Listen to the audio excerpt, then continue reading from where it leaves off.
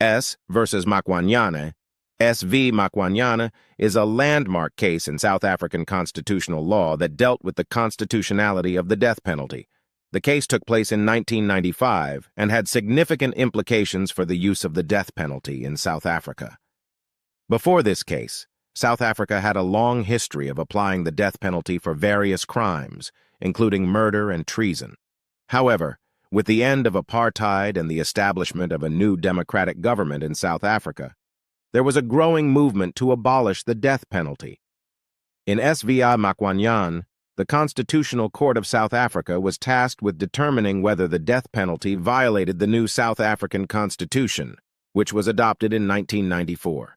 The case was brought by two individuals, Makwanyane and Mchunu, who had been sentenced to death for murder.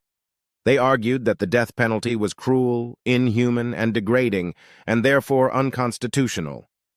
In its judgment, the Constitutional Court of South Africa held that the death penalty was indeed unconstitutional.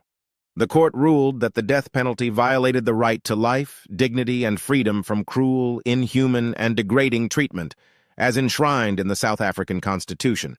The court found that the death penalty was a form of cruel and inhuman punishment that had no place in a democratic and humane society.